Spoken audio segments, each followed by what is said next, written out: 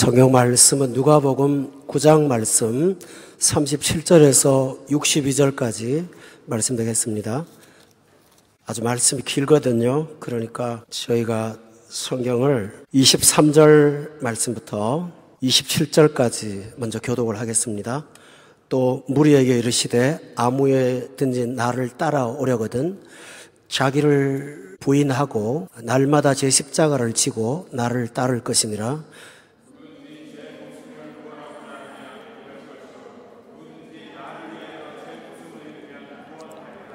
사람이 만일 온 천하를 얻고도 자기를 잃든지 빼앗기든지 하면 무엇이 유익하리요?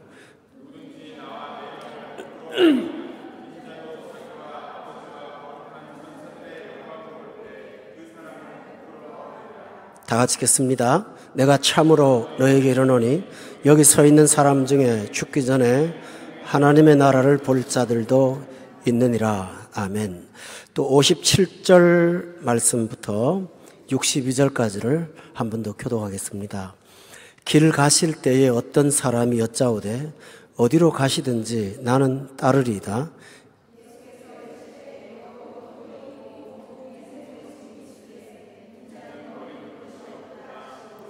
또 다른 사람에게 나를 따르라 하시니 그가 이르되 나로 먼저 가서 내 아버지를 장사하게 허락하옵소서.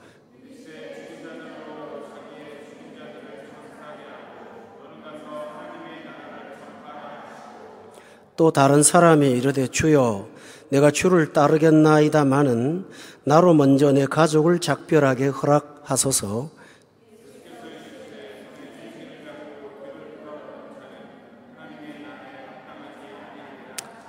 아멘.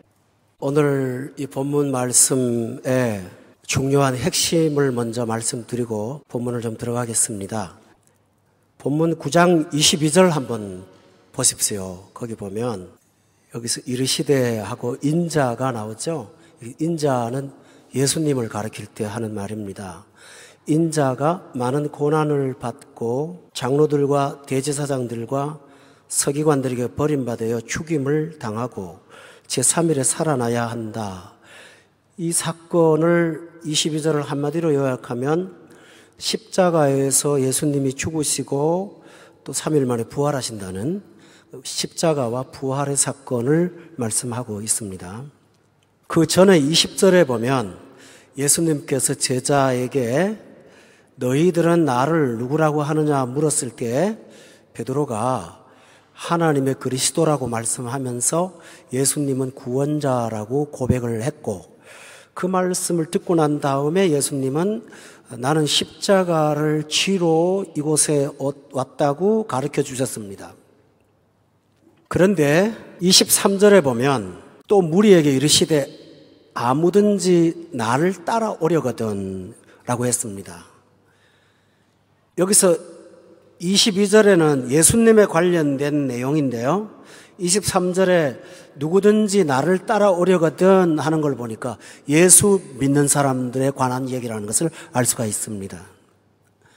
그런데 거기 보면 23절에 자기를 부인하고 날마다 자기 십자가를 지고 나를 따르라고 했습니다. 그렇다면 여기서 중요한 공통점을 발견할 수가 있습니다. 22절에서는 예수님이 십자가를 지러 오셨다고 말씀하셨고 23절에 예수님을 따르는 사람들에게는 자기 십자가 지고 따라가라 이렇게 말씀했습니다. 결국은 예수님도 십자가를 위해서 살았고 우리도 우리의 십자가를 져야 한다고 말씀했습니다. 예수님이 누구시냐고 말할 때 십자가가 예수님의 핵심이고 우리가 누구냐 그리고 우리가 어떻게 살아야 되느냐고 말할 때 우리는 자기 십자가를 져야 되는 것이 핵심이라고 말했습니다. 그러니까 다시 말하면 기독교는 이 앞에 나와 있는 것처럼 예수님도 십자가 중심이요 우리도 십자가 중심입니다. 정확하게 말하면 예수님은 세상의 구원을 위해서 십자가를 지셨고요 우리는 세상의 구원을 위해서 십자가를 질 수 없고 필요도 없고 할 수도 없습니다. 우리는 자기 십자가를 지는 거라고 했습니다. 본문 20절에 보면은 날마다 너의 십자가, 자기 십자가를 지는 거고, 예수님은 우리 죄인이 지어야 될 십자가를 지신 것이고, 이 차이가 있습니다. 누구든지 날 따라오려면 자기 십자가를 지고 따라와야 된대요.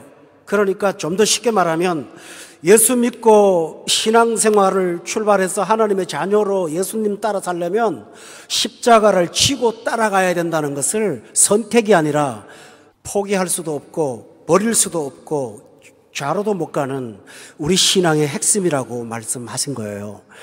우리 한번 따라합시다. 누구든지 나를 따라오려거든 자기 십자가를 지고 나를 따를 것이니라.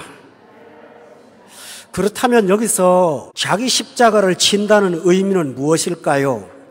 어떤 분들은 좀 잘못 해석을 해서 집안 중에 자기를 몹시 힘들게 하는 사람이 하나 있는데 그게 자기 십자가래요. 또 어떤 분들은 자기 몸에 고쳐지지 않는 질병이 있는데 그것을 평생 끌어안고 사는 것이 내 십자가라고 그렇게 말을 해요. 그분들의 공통점은 십자가는 나와는 관계없지만 주어진 어떤 고난과 아픔으로 이해를 하는 것 같아요. 그런데 오늘 성경에 보면 자기 십자가 앞에 선행사가 나와요. 23절에 그런 사람들의 얘기가 아니고 자기를 부인하는 것이 십자가를 지는 것이라고 말씀했어요. 우리 한번 따라합시다. 자기를 부인하는 것. 자아를 부인하는 것이 십자가를 지는 거래요. 그런데 많은 기독교인들이 자기 부인이라는 것이 뭔지를 잘 몰라요, 사실은. 그래서 불교식으로 이해를 해요. 내려놓는 거다, 비우는 거다, 자기를 포기하는 거다 등등 여러 가지 나름대로 해석을 하고 있어요. 그런데 성경에는 자기를 부인하는 것이 무엇인지가 성경에 자세하게 나와 있어요. 그것이 오늘 본문에는 아주 긴 내용인데 그 부분을 가지고 여러분과 함께 오늘 말씀을 시작을 하도록 하겠습니다. 성도 여러분, 주의를 한번 주목하십시오. 왜냐하면 이 말씀은 우리 신앙의 핵심이고 주님을 따라가는 사람들에게 꼭 가야 되는 너무나 중요한 길이기 때문에 여러분과 함께 이 사실을 한번 말씀을 좀 드려보겠습니다. 그렇다면 내가 져야 될 자기 부인은 무엇이고 내 십자가는 뭘까요? 본문을 잘 보십시다. 자기를 부인하라고 그랬죠? 그렇다면 무엇을 부인해야 될까요? 오늘 제자들의 모습에서 우리가 첫째로 발견할 것이 뭐냐면 사람들은 자기 한계에 멈춰서 자기 능력에 멈춰서 자기가 해석하는 것까지만 생각하고 그 너의 거를 모르는, 다시 말하면 자기를 넘어서지 못하니 자기를 부인하지 못하는 겁니다. 무슨 말인지 아시겠습니까? 부정적인 의미가 아니라 나 죽어야지, 나 화를 내지 말아야지, 그게 아니고 하나님이 이만큼 주셨는데 하나님이 주신 분깃보다는 나라는 사람의 원래 사이즈만 보고 사는 것, 이것을 부정하고 하나님이 주신 은혜를 보는 것이 자기 부인입니다. 이것은 십자가이지만 동시에 이건 고난이 아니라 이것은 대단한 능력이요 영광입니다. 왜 그런지 아세요? 제자들이 보리떡 5개하고 물고기 2마리로 군중을 앞에 놓았을 때 그들은 자기를 벗어나지 못했습니다. 뭐라고 했죠? 이 많은 사람들을 집에 보내서 사 먹게 하세요. 우리는 줄 수가 없습니다. 자기 한계에서 말했어요. 근데 예수님께서 그 앞에 뭐라고 했는지 압니까? 너희가 먹을 것을 주라. 예수님이 줄 수 없는 사람한테 주라고 하지 않았어요. 그렇다면 제자들은 예수님이 줄 수 있다고 말하는데 그들은 줄 수가 없다고 말을 하는 자기 한계에 부딪힌 거예요. 또 하나 있어요. 본문 9장 1절에 보면 여러분 다 살펴보세요. 예수께서 12제자를 불러서 모으시고 모든 귀신을 제어하며 병 고치는 능력과 권위를 그 다음에 뭐라고 그랬나요? 주셨다고 분명히 말했어요. 그런데 37절 말씀을 찾아서 가서 보시기 바랍니다. 거기 보면 어떤 정신질환 걸린 아이가 있는 부모가 와서 제자들한테 고쳐달라고 했습니다. 그런데 40절에 한번 보십시오. 당신의 제자들에게 내쫓아주지를 구하였으나 그들이 능히 하지 못했다고 되어 있습니다. 그런데 여러분, 원래 못했던 사람들 아닙니다. 여기 본문에 보세요. 9장 6절을 찾아보십시오. 거기 보면 제자들이 나가서 각 마을에 두루 다니며 그 다음에 뭐라고 그랬나요? 병을 고쳤다고 됐죠. 그러니까 분명히 전자는 병을 고쳤다고요. 그런데 거기서는 못 고치고 있다고요. 그때 예수님께서 9장 37절 이하에 보면 41절에 믿음이 없고 패역한 세대라고 하면서 제자들을 향하여 탄식을 하십니다. 성도 여러분, 저 쉽게 말씀드릴게요. 우리가 이 세상을 살면서 당하는 고난, 아픔, 염려, 괴로움, 그리고 다른 사람을 힘들게 하는 거, 어떨 때는 정직하지 못한 거, 이 모두가 다 무슨 이유 때문에 오는가 하면 자기 한계의 절망에 빠진 사람들이 편법을 쓰는 것이거나 염려하는 거나 걱정하는 거거든요. 그런데 예수님께서는 우리를 제자로 부르실 때 분명히 9장 1절에 보면 주신 것이 많이 있어요.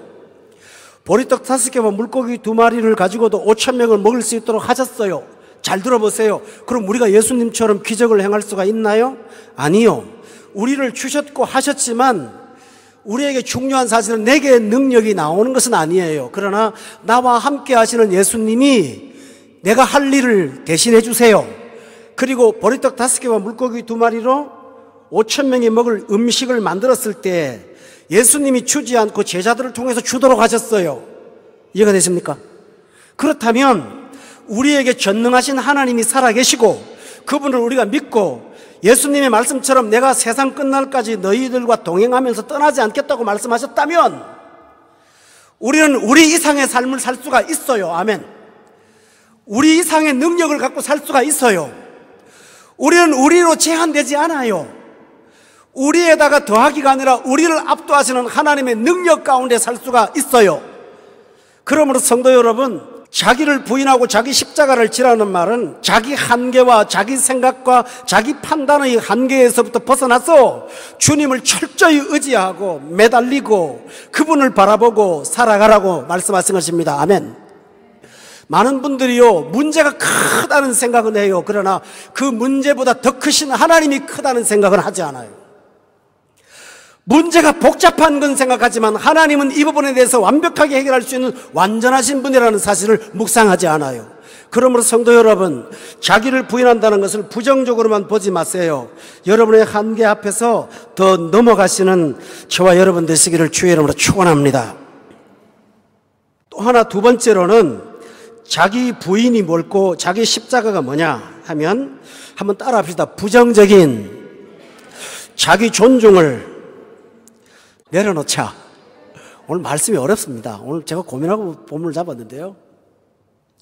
왜 그러냐 하면 46절에 보세요. 9장 46절에 보면 제자 중에서 누가 크냐 하는 변론이 일어났다고 그랬어요. 누구 중에서요? 제자 중에서 누가 크냐 하는 변론이 일어났대요. 여러분, 12제자 그 그림 누가 그렸죠? 레오나르도 다빈치가 그렸잖아요. 근데 제가 얼마 전에 책을 샀는데요. 새로운 사실을 하나 알았어요.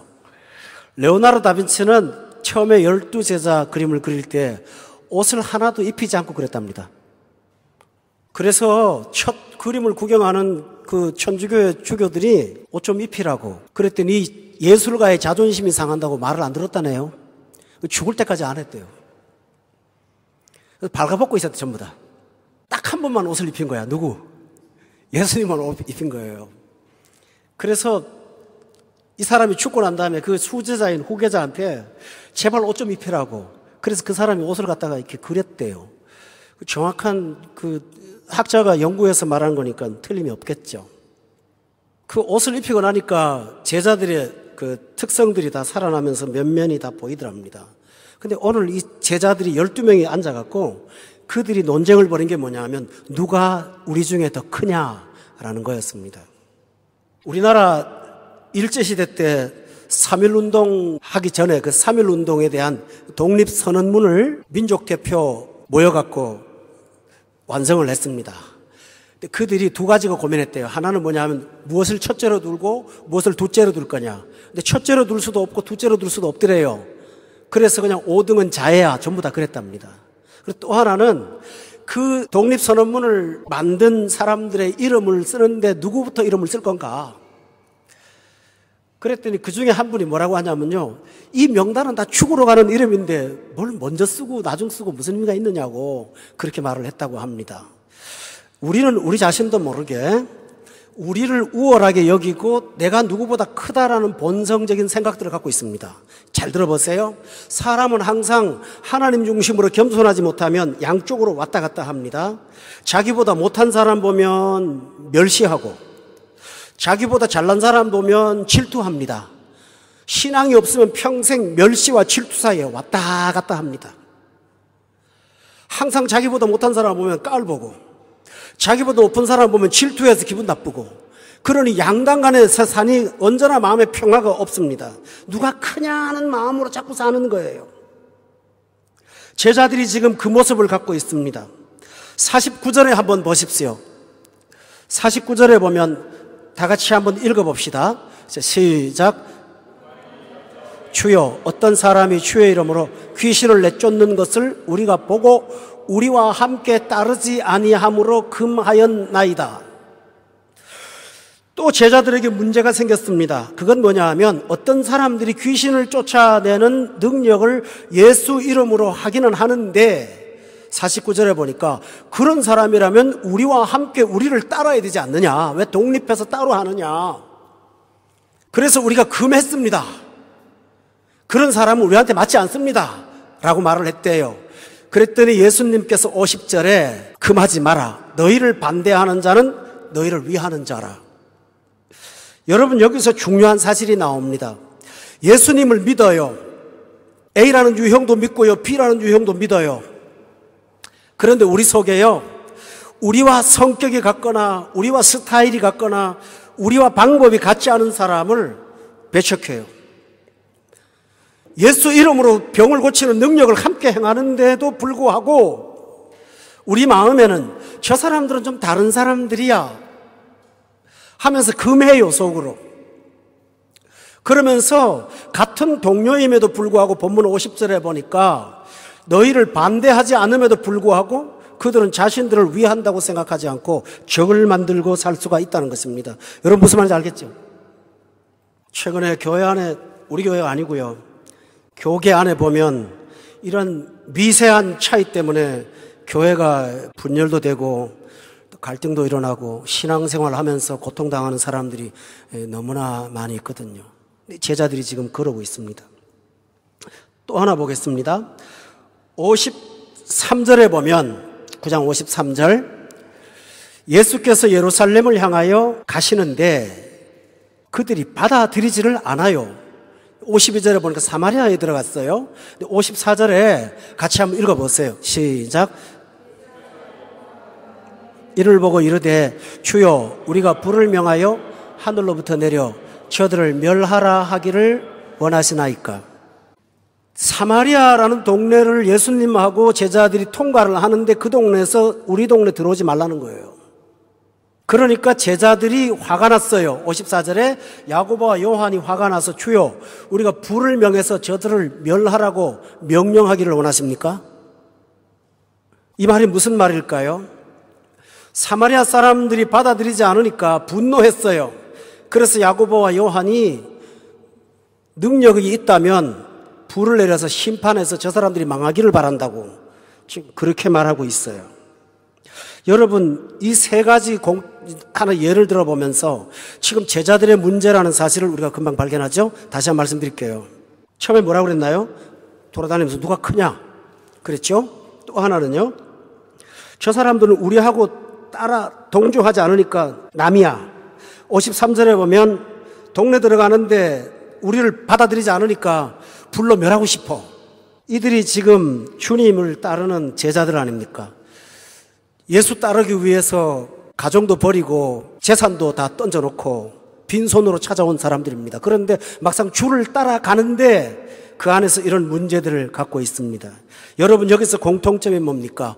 언제나 자아가 중심이 되는 것입니다. 나를 안 받아주면 저 사람 나쁜 사람, 나하고 같지 않으면 저 사람은 다른 사람, 그리고 우리 중에 나보다 높은 사람 없음, 이런 생각을 갖고 있는 것입니다.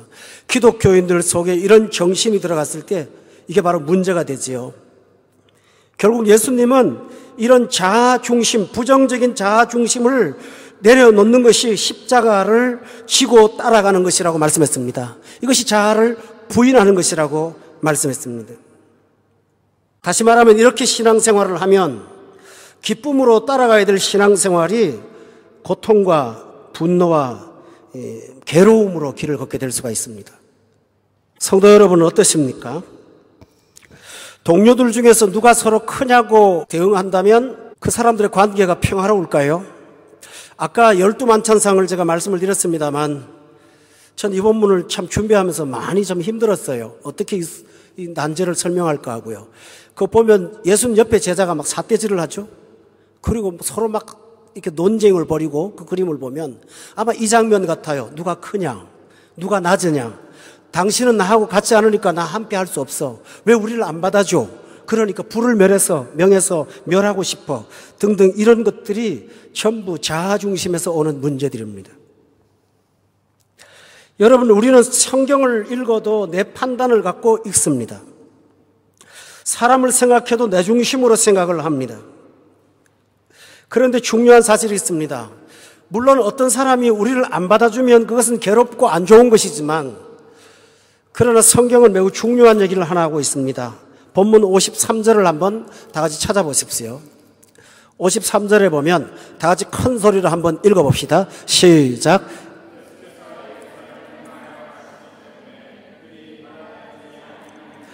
이유가 있어요. 예수께서 예루살렘을 향하여 가시기 때문에 그들이 받아들이지를 아니했다고 했어요. 요한복음 4장에 보면 예수님이 사마리아 성을 떠나려고 할 때 사마리아 사람들이 예수님 가지 마시고 좀 계셔주세요 하고 사정을 했던 것을 기억하십니까? 그런데 지금 이들이 예수님을 받아들이지 않는 것은 예루살렘을 향하여 가시는 길이기 때문에 그들이 받아들이지 않았다고 되어 있습니다. 종교적인 문제도 있겠지만 여기에 하나님의 신비한 어떤 사건과 섭리가 있다는 것입니다. 어떤 분이 최근 얼마 전에 일어난 일입니다. 비행기를 타야 되는데 입구에서 여권을 보여주고 딱 들어가려고 하는데 갑자기 회사에서 허겁지겁 직원이 하나 달려오더니 이 비행기 타지 말고 다른 일, 당신이 하지 못한 일을 하고 가라고 난리를 치는 거예요. 그래서 공항에서 티격태격하고 안 좋게 싸우고 그리고 회사에 들어가서 그 일을 마무리하고 다음 비행기를 타고 갔다고 합니다. 그런데 비행기를 타려고 공항에 가는데 뉴스에 보니까 자기가 타려고 했던 비행기가 떨어진 거예요. 그 아시아나거든요.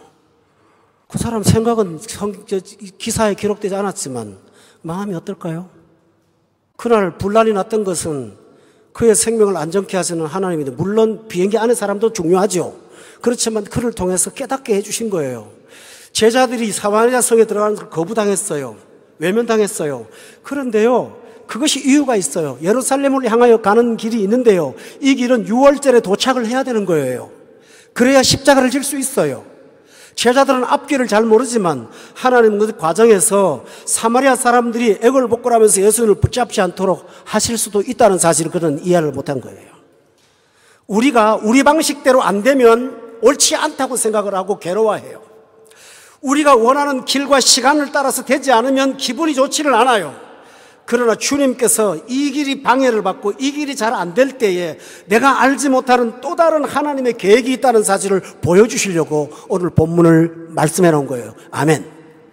출애굽기에 보면 이스라엘 백성들이 홍해를 건너기 전에 직선 코스로 일주일이면 갈 수 있는 가나안 목적지를 두고 하나님께서 그들을 돌려서 40년 동안 뺑글뺑글 돌리고 있어요. 백성들은 그것이 굉장히 원망스러워서 때때마다 모세를 향하여 원망하면서 우리가 돌아가겠다고 늘 원망을 해요. 그러나 하나님은 그들에게 40년이 필요하다고 말씀하세요. 왜냐하면 40년 동안 그들은 하나님의 사람으로 다듬어져야만 가나안 땅에 들어가서 승리할 수가 있어요. 일주일 만에 가서 평생을 망하는 것보다 40년 동안 연단받아서 나머지 생을 제대로 사는 게 더 귀한 거예요. 그렇다면 여러분, 자아의 판단을 내려놓고 하나님이 주신 환경을 기쁨으로 받아들일 수 있는 용의가 있지 않겠습니까? 정확하게 다시 말씀드리면 모세라는 사람을 보겠습니다. 사도행전 7장에 보면 모세의 인생을 정확하게 세 부분으로 나누는 것을 여러분은 저하고 공부했을 거예요. 40년, 40년, 40년입니다. 처음에 뭐라고 했는지 압니까? 40이 되매라고 되어 있습니다. 그 다음에 40이 참회라고 되어 있습니다. 그 다음에 40년 동안이라고 되어 있습니다. 여기서 중요한 것은 40이 될 때라는 하나님의 어떤 계획입니다. 그 다음에 두 번째로는 40년이 찼다고 하는 하나님의 계획입니다. 그리고 마지막으로는 40년 동안입니다. 40이 될 때까지는 하나님은 애굽의 궁전에서 그를 키우셨습니다. 그러나 40살부터 80살까지 40년 동안은 하나님께서 그를 광야에 몰아놓고 연단의 세월을 보냅니다. 그래서 80년을 낭비했습니다. 그리고 나머지 40년 동안 광야에서 이스라엘 백성을 40년 동안 인도했습니다. 여러분, 하나님은 모세의 인생의 80년을 방황하게 만든 것 같지만은, 그러나 그 좌충우돌에 방황하는 인생이 나머지 40년의 지도자로서 그들을 영적으로 이끌기 위하신 하나님의 기가 막힌 전략이라는 사실을 여러분이 아십니까? 그렇다면 우리가 생각을 바꾸고 안목과 인식과 판단을 주님 앞에 맡기고 자아를 내려놓는 여러분 되시기를 주의 이름으로 축원합니다. 제자들이 누가 우월하냐고 다투었을 때, 제자들이 이 길을 가지 못하는 사람을 불러 명하겠다고 분노했을 때, 주님은 그것이 아니라 이 길은 하나님의 뜻이라는 사실을 보여주므로 그들의 판단이 잘못되었음을 보여주는 것입니다. 그러므로 성도 여러분, 자기를 부인한다는 뜻은요, 여러분의 판단이나 결정에 앞서서 먼저 하나님의 뜻을 앞세우시는 여러분 되시기를 주의 이름으로 축원합니다. 또 있습니다. 우리가 하나님의 말씀을 듣다가 의문이 생기고 또한 인생에서 의문이 생길 때마다 조금 더 기다려보시고 조금 더 인내하며 침묵해 보십시오. 그러면 하나님께서 여러분에게 왜 이렇게 살아왔는지에 대한 답을 보여주실 줄로 믿습니다. 그러므로 잊지 마세요. 우리 한번 따라합시다. 자아를 부정하자. 바로 그것입니다. 우리는 양극단이에요. 하나는 능력이 있음에도 불구하고 자기를 너무 축소시켜서 불안에 떨고, 하나는 하나님의 거대한 계획이 있음에도 불구하고 오늘의 환경 때문에 낙담하고 다른 사람을 원망할 때가 있잖아요. 이런 상황들을 벗어나는 것이 자기 십자가를 지고 따르는 것입니다. 그런데 이것을 왜 자기 십자가라고 말합니까? 자아를 부인한다는 것이 쉽지 않아요. 언제나 내 판단이 앞서고 내 생각이 먼저 앞서기 때문에 자기 십자가를 지고 나를 따라가는 것이 주를 위한 길이라고 말씀하셨습니다. 또 세 번째로는 한번 따라합시다. 우선순위를 내려놓읍시다. 본문 57절부터 62절을 한번 보십시오. 거기 보면 57절 보세요. 길 갈 때 어떤 사람이 예수님 앞에 여짜오되 어디로 가시든지 나는 따르겠습니다 라고 말을 합니다. 그런데 58절에 보면 다 같이 한번 읽어봅시다. 시작.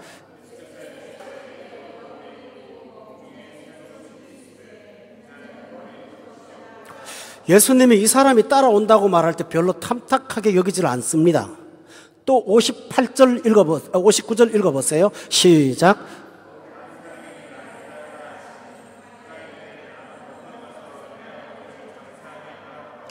어떤 사람한테는 따른다고 말하지도 않는데 주님이 따르라고 합니다. 그랬더니 60절에 다 같이 또 읽어봅시다. 시작. 죽은 자들로 자기의 죽은 자들을 장사하게 하고 너는 가서 하나님의 나라를 전파하라 하시고, 어떤 사람은 청하는데 원하지 않으시고 어떤 사람은 청하지 않는데 따라오라고 강요하십니다. 또 61절 한 번 더 읽읍시다. 시작. 또 다른 사람이 이르되 주를 따르겠나이다마는 나로 먼저 내 가족을 작별하게 허락하소서. 이 사람도 자원하는 것 같습니다. 주여 내가 주를 따르겠습니다마는 말합니다. 그때 62절에 이 사람을 보고 예수님은 이렇게 말합니다. 예수께서 이르시되 손에 쟁기를 잡고 뒤를 돌아보는 자는 하나님의 나라에 합당하지 아니하니라. 여기 세 사람의 공통점은, 나오는 사람의 공통점은 예수님께서 자기를 따라오라고 말씀하신 사람도 있고 따르겠다고 말씀하는 사람도 있다는 것입니다. 여러분, 오늘 이 자리에 오신 여러분들은 예수님을 거부하시는 분이 아닙니다. 우리는 모두가 다 주님을 따르겠다고 말하는 분입니다. 그런데 자아가 있습니다. 예수를 따르고 싶은데 내 자아가 있습니다. 그걸 부정해야 됩니다. 그 자아의 문제가 무엇입니까? 우선순위를 갖고 있습니다. 본문 59절에 보면 또 다른 사람한테 나를 따르라 할 때 그가 이르되 그 다음에 뭐라 그럽니까? 나로 먼저 가서 내가 먼저 할 일이 하나 있다는 거예요. 따르게는 하겠는데 나는 먼저 가서 할 일이 하나 있고, 또 하나 보세요. 61절에 보니까 또 똑같습니다. 내가 주를 따르겠습니다만은 내가 먼저 할 일이 하나 있습니다. 예수님을 부정하지는 않아요. 그러나 우선순위가 있어요. 그래서 그것부터 해놓고 주를 따르겠습니다. 예수님을 따르겠다고 말하지만 그는 집도 있고 머리 둘 곳도 있는 안락한 삶을 생각했습니다. 그런 건 없다는 거예요, 예수님께서. 이것은 굉장히 교묘한 문제입니다. 여러분, 많은 기독교인들이 예수님을 따라오지만은 내가 갖고 있는 우선순위를 내려놓지 않습니다.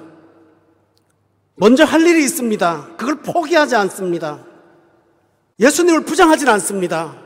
그러나 내가 할 일이 급한 사실이 먼저 있고 이것을 하고 난 다음에 당신을 따라가겠습니다 라고 말합니다. 그런데 잘 보세요. 이들이 내세우는 우선순위가 무엇인가를 잘 찾아보시면 인간이 갖고 있는 허구를 발견할 수가 있습니다. 59절에 보세요. 그가 이르되 나로 먼저 가서 내 아버지를 뭐하게 한다고요? 장사하게 허락하옵소서. 61절에 보면 먼저 할 일이 뭡니까? 작별하도록 해주세요. 이들의 공통점이 무엇일까요? 우선순위를 따라서 살아가면 더 큰 열매가 있고 더 좋은 것이 있습니다. 그것이 아니고 죽음을 보고 오게 해주세요. 작별을 하고 오게 해주세요.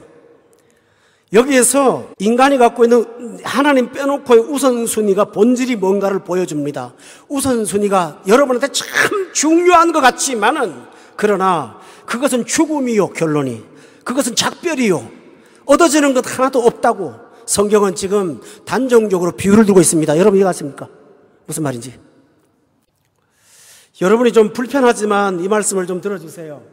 저는 어릴 때부터 주일학교를 다녔던 사람이라 지금부터 한 50년 전에 그 신앙인들의 신앙을 좀 알고 있습니다. 어릴 때도 좀 교회 생활을 좀 즐겁게 했기 때문에 어른들을 좀 늘 관찰할 기회가 있었습니다. 그분들한테 몇 가지 지금보다 다른 점이 하나 있는데, 첫째로는 주일날 교회를 개인의 어떤 사사로운 일 때문에 결석하는 걸 보질 못했어요. 상상도 못했고요. 또 특별한 일이 없는 날은 저녁 예배를 빠지는 경우도 별로 못 봤습니다. 그런데 지금은 여러분이 차 타고 금방 오시지만 그때는 교회를 한번 나간다면 시골에서는 밤에 한 20리씩 4km, 8km를 걸어야 되거든요. 그 컴컴하고 무서운 밤을 걸어가야 됩니다. 그런데 교회를 가요. 뭐 그렇다고 막 목사님이 대단한 설교를 하는 것도 아니고 만나를 울리고 회개만 시키는 그 설교인데 열심히 들으러 가요. 그럼 50년이 지났어요. 지금은 많은 성도들이 우선순위가 발생하면 차선에 둬요. 그런데 그 결과가 나중에 뚜껑을 열어보면 작별하는 것이고요, 죽음이에요. 없어요. 그런데 그들은 그 앞에 문제를 해결해야 돼요. 내 가족과의 문제니까 그 문제를 좀 해놓고 가야겠습니다. 차선을 둬요. 결국은 자아가 정하는 것이 우선순위가 되어요. 이것이 신앙생활의 굉장한 난제예요. 예수님을 포기하진 않아요. 따르겠습니다만은 그래요. 가기는 가겠습니다만은 그래요. 그러니 예수님이 중요한 말을 해요. 60절에 죽은 자들로 자기의 죽은 자들을 장사하게 하고 너는 가서 하나님 나라 전파하라고 했어요. 어떤 분이 이런 말씀을 했어요.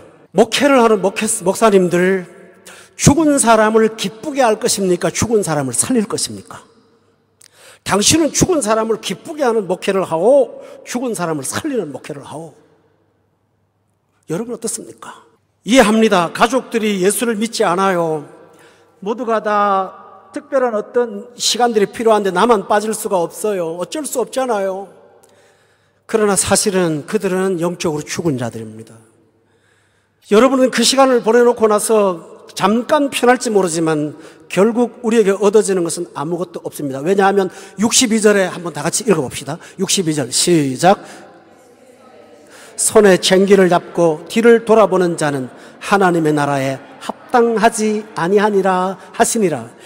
쟁기가 뭔지 아세요? 소에다가 밭을 갈기 위해서 다는 도구입니다. 이것은 아주 위험하고 신중해야 됩니다. 이걸 갖고 쟁기를 손에 잡고 앞을 쳐다봐야지 뒤를 돌아보면 어떤 문제가 생길까요? 사고가 발생합니다. 안전사고가 일어납니다. 쟁기는 쇳덩어리입니다. 손은 앞으로 가는데 사람은 뒤를 쳐다보고 있습니다. 다치게 돼 있습니다. 하나님께서 이 비유를 말씀하시는 것은 여러분이 정한 우선순위는 여러분을 어렵게 만들 것이라는 것을 말씀하고 있습니다. 또 하나 있습니다. 여러분이 세상의 어떤 이유 때문에 그걸 맞추느라고 우선순위를 내려놓았다면 여러분은 하나님, 세상 나라에는 합당할 수 있습니다. 회사에도 합당한 사람이 될 수 있고, 모범 시민일 수 있고, 좋은 부모일 수 있고, 좋은 가족일 수 있고, 인정받는 인기 좋은 사람일 수는 있습니다. 그러나 62절 끝에 보면 하나님 나라에는 합당하지 않다고 했습니다. 이 중요한 얘기입니다. 하나님 나라에는 합당하지 않다고요. 그럼 여기서 말하는 하나님 나라는 천당 간다는 말일까요? 여기 있는 사람들은 분명히 구원받은 사람들입니다. 천당 못 간다 그런 얘기가 아닙니다. 하나님 나라에 합당하지 않는 말은 로마서에 보면 하나님 나라는, 이 현재적인 하나님의 나라는 여기 있지도 않고 저기 있지도 않고 먹는 것도 아니고 마시는 것도 아니고, 하나님의 나라는, 따라합시다. 하나님의 나라는 의와 평강과 희락이니라. 다시 말하면 그들은 의와 평강과 희락이라는 덕목을 얻지를 못하니 하나님 나라에 들어가지 못한 사람입니다. 합당하지 않아요. 마음의 평화가 없는 거예요. 의가 세워지지 않는 거예요. 삶에서도 손해가 있고 하나님의 나라에도 들어올 수 없는 중간지대의 사람, 이런 그리스도인이 될 수 있다는 사실입니다. 오늘 저는 아주 천천히 말씀을 드렸습니다만 여러분이 신중하게 들어주시기를 바랍니다. 오늘 본문의 내용들은 구원받지 못한 사람의 문제가 아닙니다. 예수 믿는 사람의 문제입니다. 하나님을 따르겠다고 헌신을 다짐한 사람들의 문제입니다. 그런데 이들 안에 자기를 부인하지 못해서 일어나는 많은 문제들이 있다는 사실을 오늘 성경은 말씀하고 있습니다. 성도 여러분, 서론을 했던 그 말씀으로 돌아가겠습니다. 23절 다시 한번 돌아가 보겠습니다. 한번 다 읽어봅시다. 시작.